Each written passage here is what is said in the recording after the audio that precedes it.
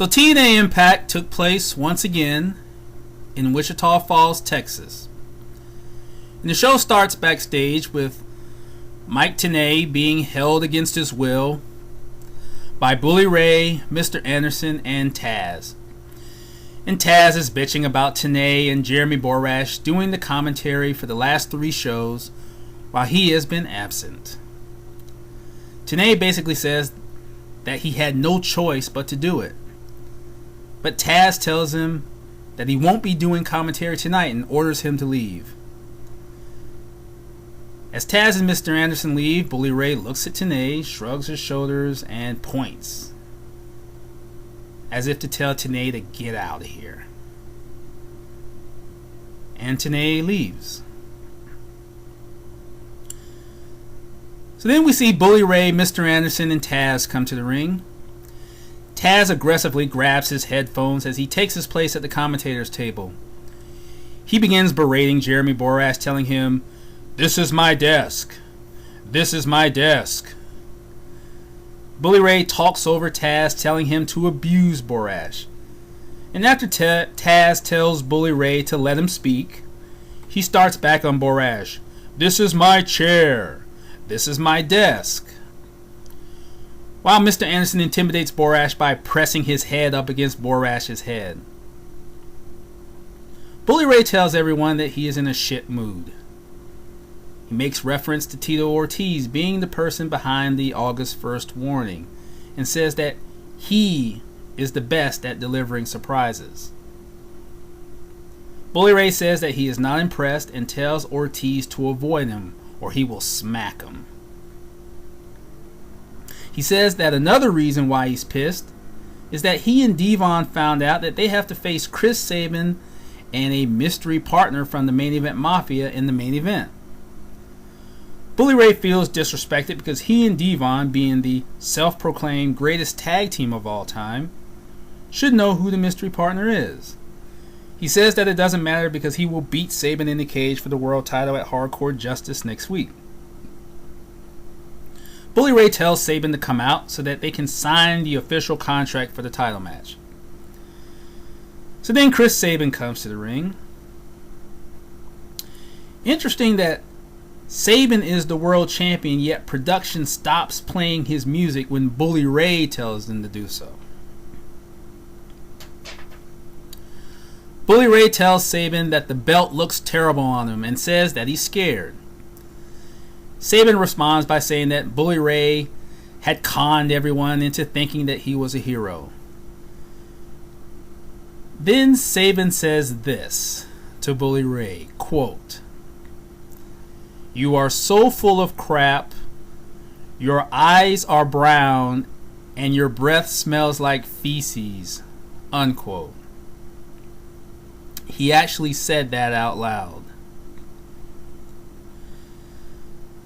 Sabin says that a month ago no one would have given him a chance of beating Bully Ray for the title except him. He says that Bully Ray was the one who was responsible for having the Hammer involved in their match at Destination X, and because of that, he received the same punishment that he had been giving out. And Sabin says that he will beat Bully Ray with no Hammer and no one else involved. So then Bully Ray tells Hogan to bring out the contract so that they can both sign it. Then we had 3 minutes of noise that doesn't even need to be acknowledged because it was just noise. After that, Taz and Mr. Anderson blame Borash for the stipulation in the contract for the title match, stating that if Bully Ray loses, he will never receive another world title shot ever again. So, okay, opening segment that, outside of the stipulation, completely lost any meaning because of the obvious. So then we had our Bound for Glory series match. The first one, Samoa Joe versus Jeff Hardy. Decent match. The match ends with Samoa Joe attempting to muscle buster on Hardy, but Hardy escapes and tries to execute the twist of fate, Joe counters and applies a standing rear naked choke on Hardy. As he brings Hardy down to one knee, Mr. Anderson, who has been sitting at the commentator's table assisting Taz and Borash, suddenly stands up and attempts to remove his headphones. Joe is distracted by this, and Hardy catches him with a stunner. Hardy follows that with a jackknife pin and gets to 3. The winner of the match, Jeff Hardy. Hardy picks up 7 points for a total of 24 points. This was an odd finish, not only because Joe would be distracted so easily by Mr. Anderson just standing, but also Hardy getting the pin with a jackknife when pinning Joe following the stunner would have been a better finish. Not great, but better. We see Christopher Daniels backstage. Daniels says that he is frustrated by his current relationship with Kazarian. He says that Bad Influence was built on a 15-year friendship, but he has always been the face of that friendship. And Daniels says that he has been more experienced and successful than Kazarian. The fact that he is 3-0 and Kazarian is 0-3 means that the Bound for Glory series is about him. And Daniel says that he will show that in their match later in the show. So then we have our next Bound for Glory series match. Mr. Anderson, who goes from the commentator's table to the ring, versus Magnus. Another decent match. The match ends with Magnus hitting Mr. Anderson with a belly-to-back suplex. Then Magnus goes through with his usual sequence of clotheslines. Magnus whips Mr. Anderson off the ropes and misses a clothesline, but catches Mr. Anderson in his arms and delivers a driver. Magnus goes to the top rope, but Mr. Anderson climbs up on him and attempts a superplex. Magnus hits Mr. Anderson in the side and lands on the ring apron. Mr. Anderson steps up on the middle rope, but Magnus slugs him, sending him to the mat. Magnus goes back to the top rope and tries a flying elbow drop, but he misses. As Mr. Anderson waits for Magnus to get to his feet, Robert Roode comes to the ring with a chair. Roode appears as if he is going to hit Magnus with the chair, but instead he hits Mr. Anderson in the midsection with the top of the chair and strikes him across the back. Roode throws the chair down and gives Magnus a friendly pat on the shoulder. The referee calls for the bell and disqualifies Magnus. The winner of the match by disqualification is Mr. Anderson. Mr. Anderson gets 3 points for a total of 24 points, while Magnus has 10 points deducted from his total, bringing him down to 39 points. So then we see Robert Roode backstage. Roode says that what just happened follows what he did last week. He says that things are changing like he said they would. Roode says that he got 7 points last week because he was the selfish wrestler that he was before. He says that he has changed the direction of the Bound for Glory series because he caused Magnus to lose 10 points from his overall total. And then Roode says that it's only the start of more. Now I can understand the interference by Roode from a creative standpoint. He is willing to do whatever in order to put himself back into Bound for Glory series contention. There is a danger with this, and it could affect the integrity of the Bound for Glory series. The fact that Magnus had 10 points deducted from his overall total for receiving a disqualification that he was not the cause of shows what this could turn into if TNA isn't careful. If wrestlers are allowed to continue to manipulate situations because there are no rules preventing that, then this could become a problem. So then we see referee Brian Hebner backstage, and he says that his decision to disqualify Magnus was tough to make. Magnus appears and tells Hebner that he understands the decision and doesn't take it personally. He says that he will get those 10 points back. He looks at Hebner and pats him on the back before leaving. And then Hebner has this confused look on his face. Now this goes back to what I just said about the integrity of the Bound for Glory series. Magnus looked at Hebner as if he expects Hebner to do a favor for him and help him get those points back, possibly by screwing over Rude or somebody else. This situation has the potential to go bad if it becomes repetitive. Now I really don't know what to make of this next segment. We see the glorified jobbers, Robbie E. and Mr. Duh, backstage mumbling about something. Then Mickie James comes in and tells them to take care of James Storm and Gunner while she will take care of ODB. More mumbling. Mickie says something. End of segment. I still don't know what the point of it was, but it went nowhere. So then we see Chris Sabin, Sting, and Kurt Angle backstage. Angle says that he and Sting want to talk to Sabin about the main event match against Bully Ray and Devon. Sabin thanks Angle and Sting for helping him win the world title. Something that I thought he had already done. And they all basically agree that the end of Aces and Eights is coming soon.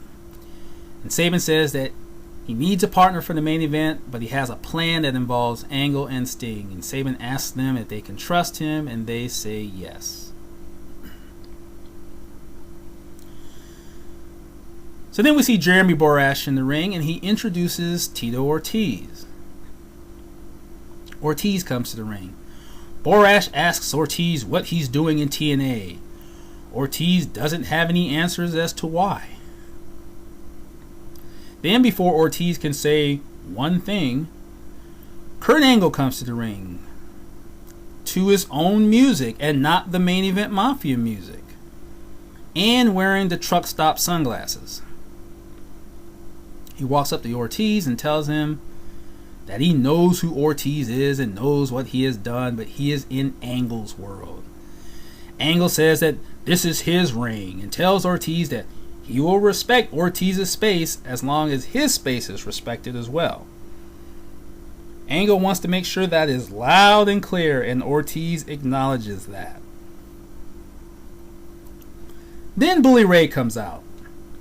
Bully Ray wants to make sure that Angle and Ortiz respect each other because he doesn't respect either one of them. And he basically says that he can take out both of them. And Bully Ray figures that Ortiz didn't hear him earlier, so he introduces himself. And then he says he will smack Ortiz and leaves. And then Angle and Ortiz shake hands. Now I understand that this segment had to be dumbed down to accommodate Ortiz, but this was dumbed down way too much. Ortiz was purposely limited as to what he was going to say, and TNA had no kayfabe reason for his being there. Angle basically repeated his Quentin Jackson promo to Ortiz. And Bully Ray came out because he obviously wouldn't be able to get any sleep later without letting Angle and Ortiz know that he didn't respect them. It was a bombed segment. So then we had James Storm, Gunner, and ODB versus the glorified jobbers, Robbie E. and Mr. Duh, and Mickie James. Okay match. Pointless, but okay. The match ends with Mickie James jumping on Gunner's back after Gunner delivers a backbreaker on Robbie E. ODB pulls her off Gunner and gives her a shoulder block, and that was the only engagement between the women during the match. Gunner puts the torture rack on Robbie E, but Mr. Duh comes in and kicks Gunner in the mix section, causing Gunner to drop Robbie E. Mr. Duh hits Gunner on the back and holds him down in the middle of the ring while Robbie E is on the middle rope in the corner. As they prepare their double team, Storm takes Mr. Duh's head off with the super kick. Robbie E jumps off the middle rope and Gunner catches him. Gunner positions Robbie E on his shoulder as Storm comes off the ropes and they execute their neckbreaker slam. Gunner pins Robbie E for the 3. Your winners, James Storm, Gunner, and ODB. And then after the replays of the match are shown, Gail Kim comes into the ring and attacks ODB. She pounds away at ODB until the ref pulls her off. And while ODB watches Gail leave the ring, Mickey hits ODB from behind. As ODB recovers, Mickey leaves. And as Mickey passes Gail on the ramp, she tries to high-five Gail and pats her on the shoulder. And Gail brushes her off and then looks back at ODB and laughs at her. This was a match that didn't need to happen. Storm and Gunner have already beaten the glorified jobbers in a previous non-title match, so what was there to gain? James Storm could have been competing in the Bound for Glory series, but instead he is the co-holder of the Tag Team Championship in a division that is non-existent. Storm and Gunner are a solid team, but they need real competition that will make them look better. TNA is currently looking at the independent circuit for that competition, but this should have been done 6 months ago. Then, they could have had maybe at least 2 or 3 teams challenging right now. If Mickie James and ODB were not going to wrestle each other, then why have them in this match? The advancement of the Gail Kim / ODB / Mickie James storyline could have been done in a separate segment or a separate match. Now, a recent development will have an effect on the direction of the women's division, particularly involving the women's championship. Taryn Terrell is taking some time off for personal reasons, and it appears that it will be an extended absence. Taryn was booked to face Mickie James at Bound for Glory for the Women's Championship, and she was going to go over and become the new Women's Champion. Those plans will apparently change. Now, who defeats Mickie at Bound for Glory? I shouldn't have told Mickie that my knee was injured. The storyline is set up for Velvet Sky to get that shot. What about ODB? She may be over with the fans, but not with TNA. She has become an active wrestler again only because Taryn is out. So it was a forced move. Brooke Tessmacher? One problem. Where is she? Let the groaning begin. Even though she doesn't need the belt, because the women's division revolves around her, Gail Kim could become champion again. It's still too early to know, but it will be interesting to see how things play out leading up to Bound for Glory. At Hardcore Justice, Gail Kim and Mickie James will face Velvet Sky and ODB in a Tornado Tag Team match. That is your women's division right now. 4 wrestlers. 4. So then we see Kazarian backstage. Kazarian says that he is still bothered by Daniels saying "poor Frankie" to him last week. Kazarian says that Daniels has forgotten that he is a 5-time X Division champion and that he has beaten Daniels more than once over the last 11 years. And then Kazarian says that it's about him and winning the world title.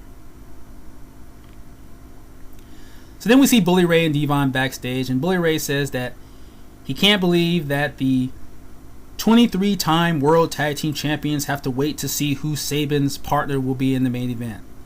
Devon corrects him and says that they are the 24-time World Tag Team Champions. And then they just keep arguing, 23, 24, until Bully Ray says that he will beat Respect into Chris Sabin. So then we had our final Bound for Glory Series match, Christopher Daniels versus Kazarian. Okay match, but the quality of the match was not the focus.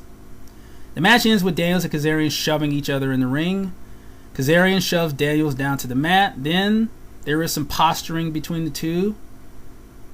And then they both leave the ring together and stand on the ramp. As referee Earl Hebner delivers the 10 count, Daniels puts his arm around Kazarian and the two start mocking Hebner's count. Hebner counts out both of them, and the match ends in a double countout. Daniels and Kazarian both earn 2 points. Daniels has a total of 23 points, and Kazarian has 2 points. Then, Robert Roode comes out with a chair again. However, he drops the chair and walks past Daniels and Kazarian as he goes into the ring. As Roode grabs the mic, Daniels and Kazarian join him. Roode says that everyone has been talking about Aces and Eights, Main Event Mafia, Quentin Jackson, and Tito Ortiz, but everyone has forgotten about them. And Roode says that they are a new force that makes up 25% of the Bound for Glory participants. Roode says that one of them will win the Bound for Glory series and go on to win the world title.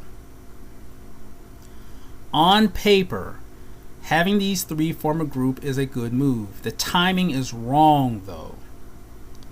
This is something that maybe should have happened after Bound for Glory.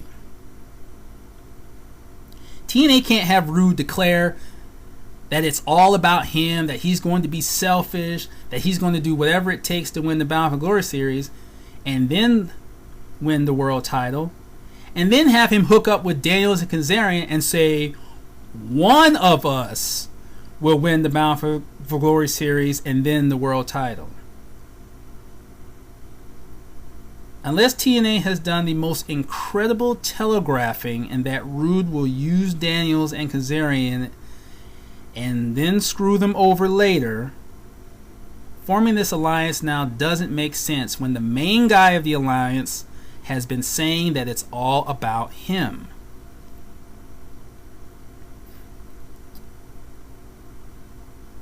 So then we have the main event. Bully Ray and Devon versus Chris Sabin and either Kurt Angle or Sting, which was obvious. Samoa Joe had already wrestled. Magnus had already wrestled. Quentin Jackson is never wrestling. I don't care what anyone says about what happens next week. He's not wrestling.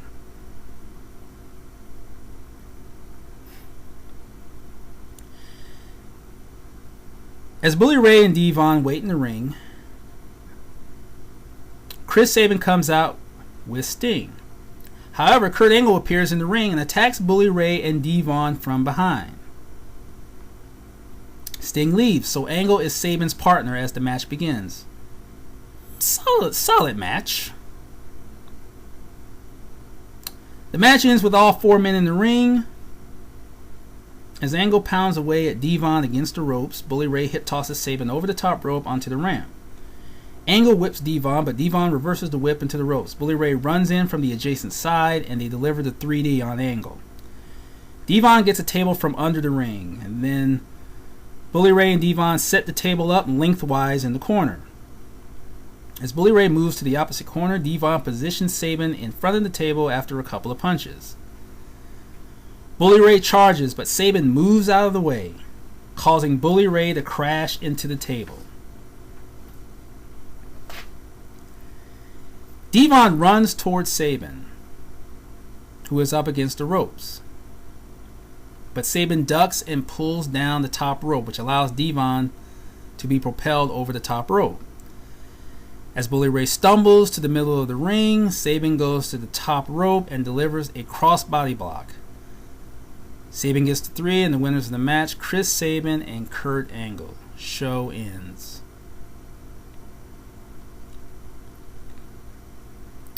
So, what happens at Hardcore Justice? Who goes on to defend the title? And against whom? Has the stipulation for this match telegraphed the finish? It would be hard to imagine Bully Ray never getting another title shot again if he loses.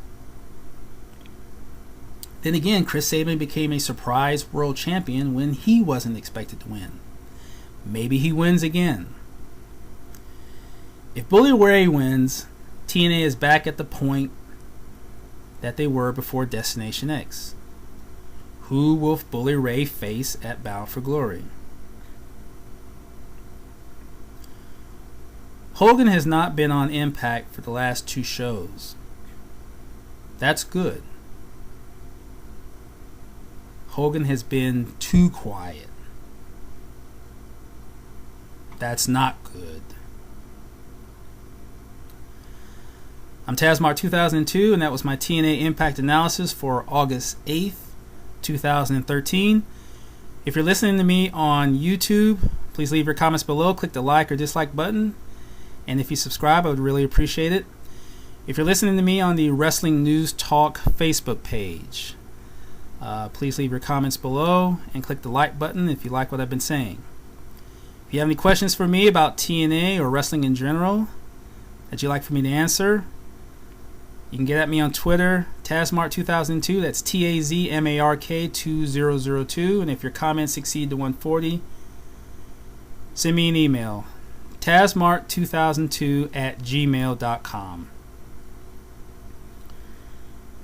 It was an okay show. Okay show.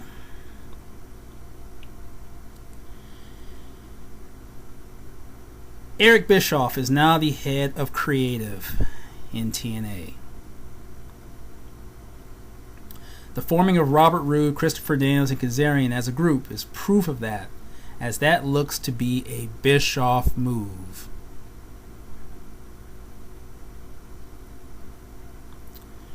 Whether Bischoff taking over will result in immediate gains or losses for TNA's creative quality will be revealed between now and Bound for Glory.